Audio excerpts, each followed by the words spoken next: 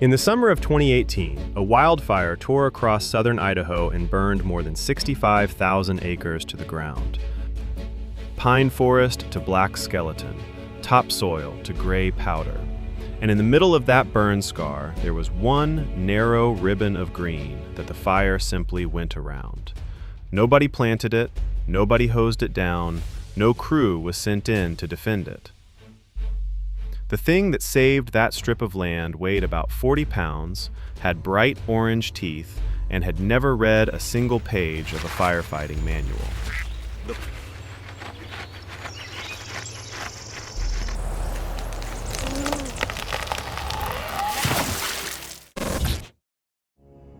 The first time a Nevada cowboy named John Griggs ever dealt with a beaver, his job was to blow it up.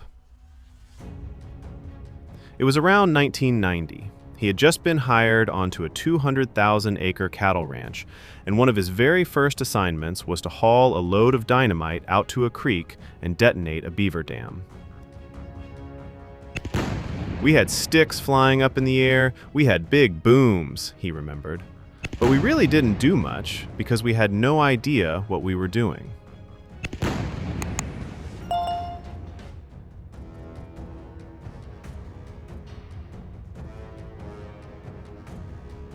Three decades later, that same man would stand on that same ranch and say the animals he once dynamited were doing work that no amount of money could buy. This is the story of how that happened, and it begins with a problem that has cost America a fortune.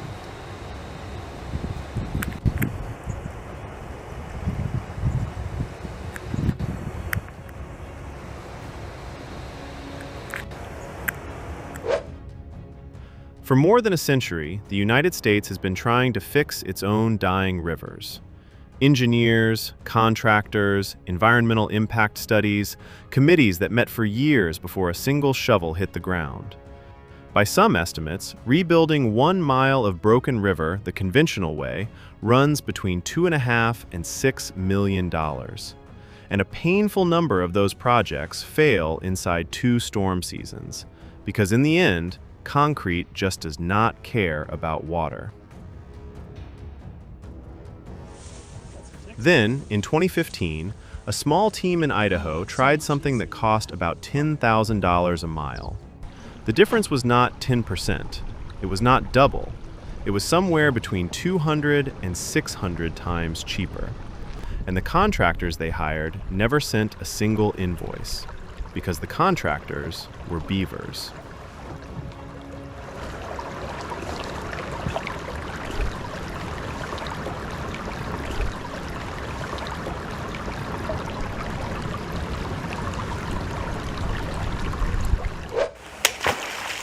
To understand how a 40-pound rodent can do what an army of engineers cannot, you first have to understand what we did to these rivers in the first place. A healthy river is not a pipe. Left alone, it spills over its banks every year or two. Not as a disaster, as a design. The water fans out across the floodplain, soaks down into the soil, refills the aquifer underneath, drops its sediment, and feeds every living thing along the bank. Pools form in the shallows, roots reach down, the ground stays damp straight through the dry months. That is how the system runs, when nothing interferes. But when settlers arrived, they did what people tend to do with a river that is in the way. They straightened it, they walled it, they turned slow, branching, life-giving channels into fast, narrow drainage ditches, built to move water off the land as quickly as possible. And water that used to linger now blew straight through to the sea. No floodplain, no wetland, no life along the edge. Across the American West today, roughly 140,000 miles of streams and rivers are degraded. That is enough damaged water to wrap around the entire planet nearly 6 times. Nobody ever ordered the rivers destroyed. It was 200 years of small, reasonable decisions. Drain a marsh to plant a field. Straighten a bend to protect a bridge. Each one made sense on the day it was made. Stacked together across 2 centuries, they quietly strangled the West. And there was one more decision that almost nobody connects to a dry creek bed. We killed the beavers. Before Europeans arrived, somewhere between 60 million and 400 million beavers lived across North America. So many that their dams shaped the continent's water table. Then, beaver fur became the single most valuable commodity on the landscape. Felt hats made from it were a mania across Europe. And fur companies pushed trappers into every drainage on the map with one simple instruction: empty the rivers. They succeeded. By 1900, a population once counted in the hundreds of millions had been cut to fewer than 100,000 survivors.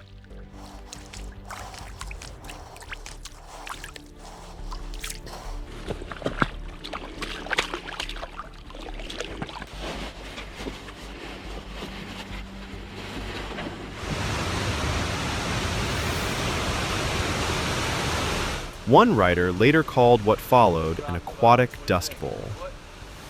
When the beavers disappeared, their dams went unmaintained and rotted out. The ponds behind them drained, the wetlands shrank, and the land slowly lost its ability to hold on to water at all. We did not just lose an animal, we lost the machine that had kept the West wet for 10,000 years.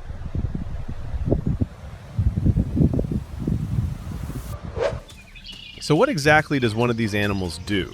No blueprint, no machinery, no contractor, just mud, sticks, and the flat edge of a tail. A beaver builds a dam, and behind it, a pond forms. The pond soaks the ground all around it, and the water table underneath begins to rise. Willows and sedges and cottonwoods move in, because now there is moisture in the soil year-round, not just in spring. With the plants come the insects. With the insects come the birds. With the pond come the fish. And with the fish come the otters and the herons and the hawks.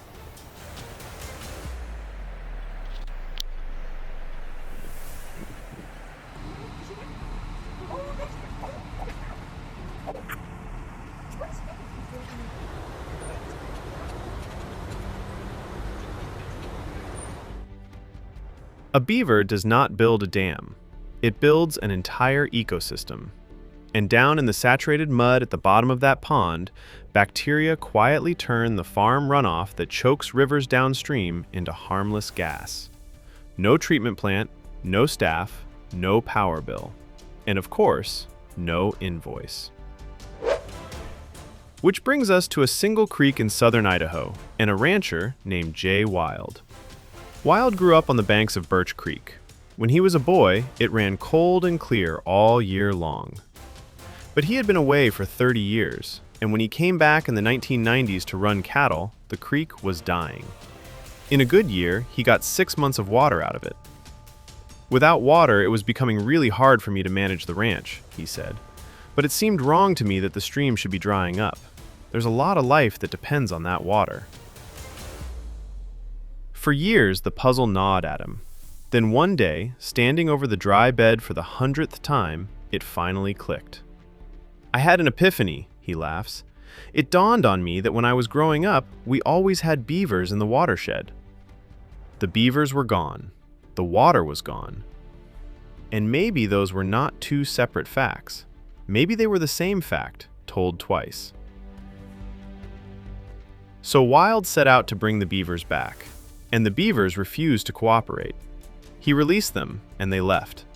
Some swam as far as 12 miles looking for somewhere better. Some were taken by predators.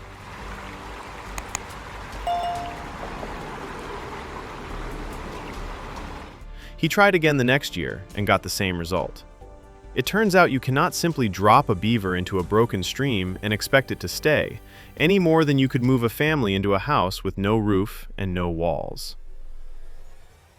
So in 2015, Wild joined forces with a Utah State University scientist named Joe Wheaton, and together they did something clever. Before releasing a single live animal, they hand-built 19 fake dams. Wooden posts, driven into the stream bed and woven with branches and brush, imitating the work a real beaver would do. Just enough structure to slow the water down, just enough to make the place worth living in. Then they brought the beavers back. And this time, the beavers stayed. What happened next became the most documented beaver story in America.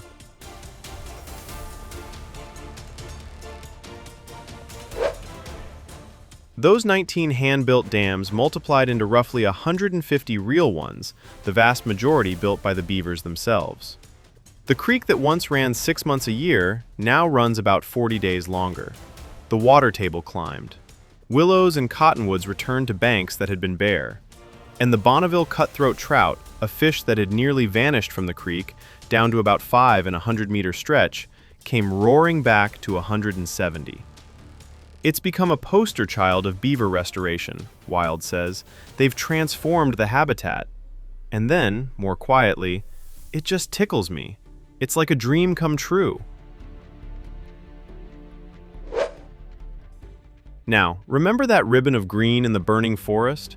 The strip the fire went around? That was a beaver wetland, on a stream called Baugh Creek in Idaho's Pioneer Mountains. When the Sharps Fire roared through in 2018, it left 65,000 acres of charcoal behind it. But where the beavers had spread their water out across the valley floor, the plants were simply too wet, too green, too alive to burn. The fire ran up to the edge of the beaver zone, hit a wall of living vegetation, and went around it.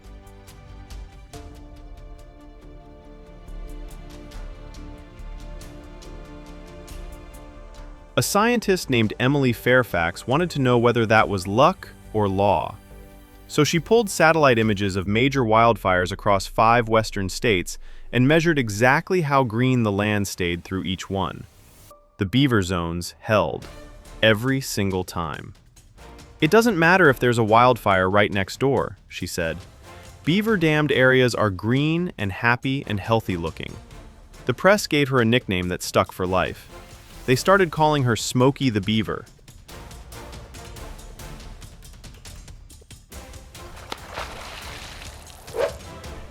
And it is not only Idaho. On the San Pedro River in Arizona, a river the Spanish once knew as the River of the Beaver, the animals have returned to stretch after stretch of water. And where they have, biologists now count roughly 50% more birds, including the southwestern willow flycatcher, a small songbird listed as federally endangered, whose nesting habitat widens wherever a beaver lifts the water table back up.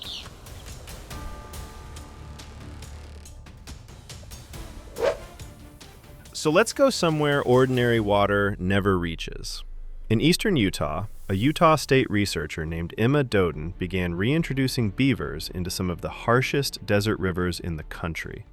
The Price River, the San Rafael, rivers that had been losing their water for decades.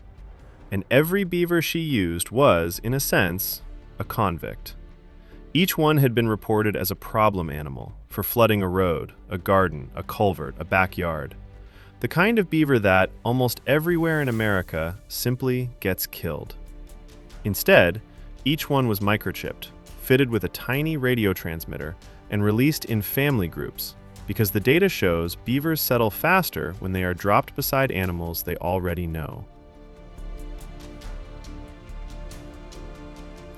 And here is the part the team braced themselves for. They fully expected most of these animals to die. The desert does not forgive. Mountain lions, foxes, black bears, drought, and that long, exposed swim toward water that might not be there. When the numbers came in, the survival rate was around 40%. That is roughly half what you would see in a stable, healthy habitat. But that 40% was not shot for being an inconvenience. And that 40% is out there, right now, building dams.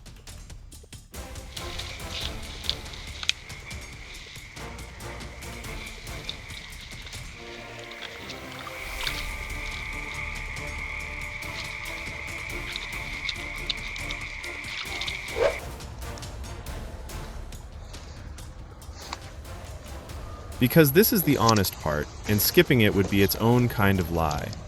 Beavers are not a miracle. They flood the fields you need dry.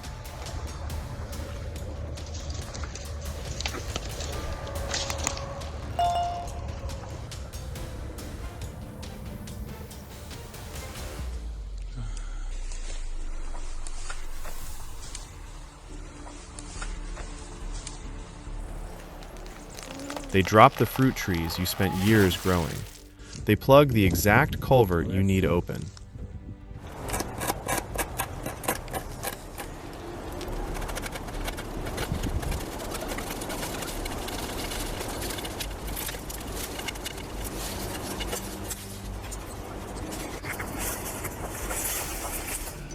For a long time, the standard answer was a trap and a rifle. Except a study found that killing problem beavers fails about 79% of the time within 2 years, because a fresh family simply moves into the empty habitat and starts again. You pay the cost, and the problem comes right back. There is a far smarter tool. It is called a flow device.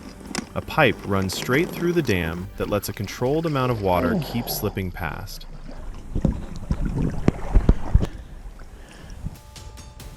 The beaver still hears trickling water, still feels like it is winning, and keeps building and maintaining the dam.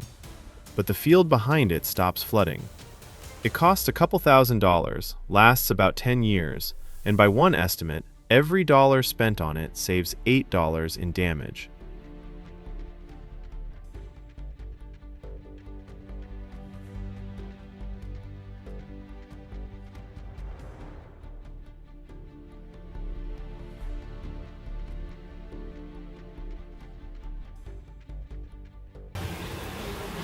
In Oregon, ranchers who had fought beaver reintroduction tooth and nail installed these pipes, and then noticed something nobody had promised them. Their own wells stopped running dry in late summer.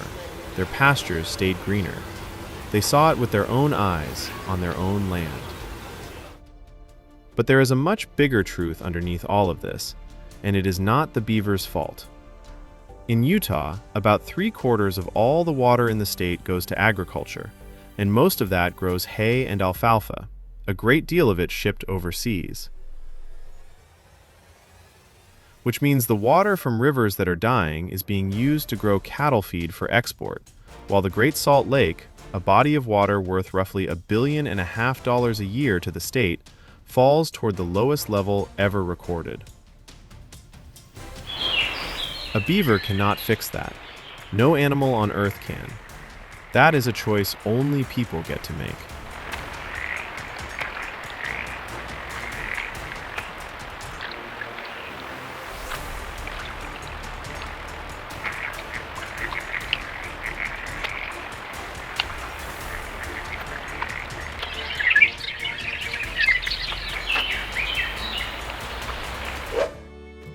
Which brings us, at last, all the way back to Nevada, and back to John Griggs, the cowboy who once blew up beaver dams with dynamite.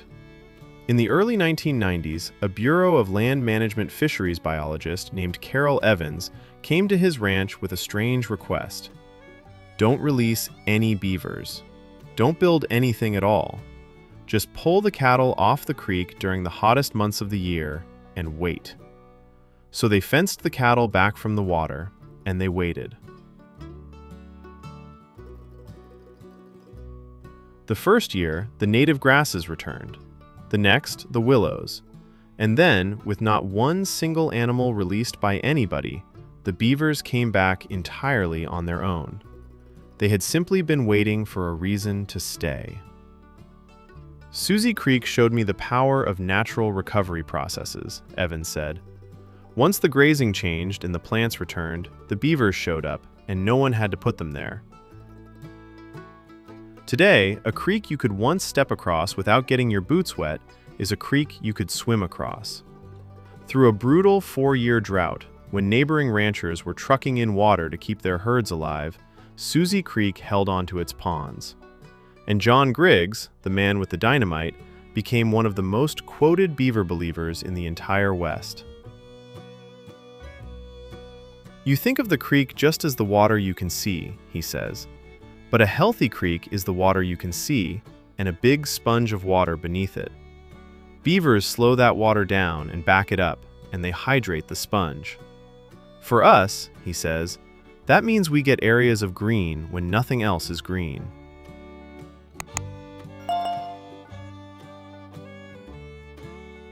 And then the line that ought to be carved over the door of every committee room in the country.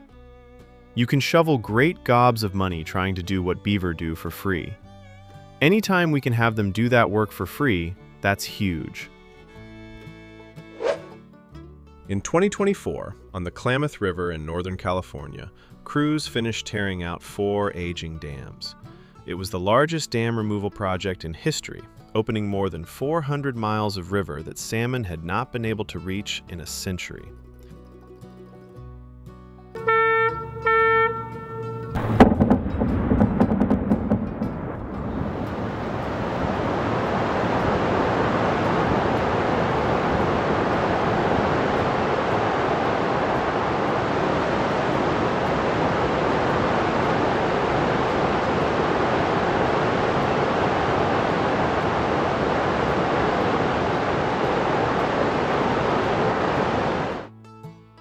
Within days, the salmon came pouring back into water their ancestors had been locked out of for generations. And within weeks, in that newly freed stretch of river, something appeared that no agency had planned and no biologist had scheduled.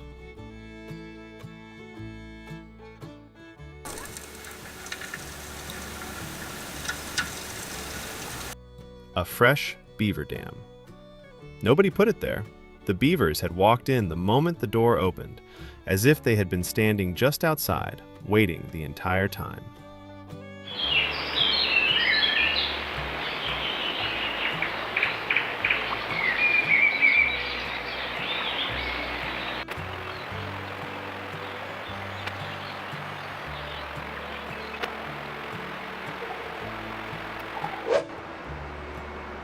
It took us 200 years to break the rivers of the American West. And we did it, mostly, with the best of intentions. We straightened them and dammed them and drained them and optimized them for control.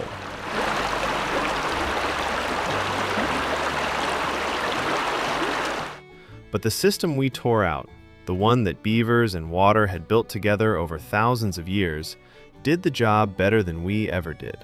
It held more water. It filtered more water. It slowed more floods. It stopped more fire.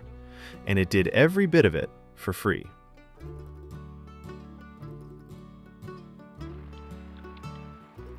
The beavers coming home today understand none of this.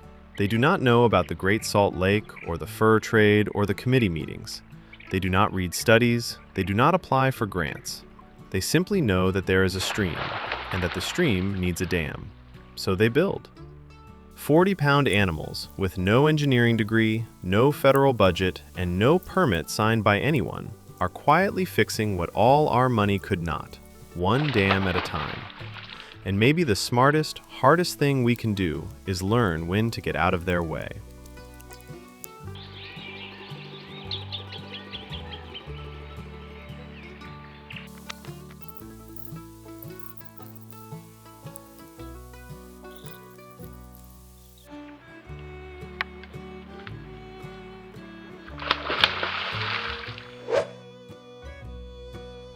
So I want to hear from you, and it only takes one word to start.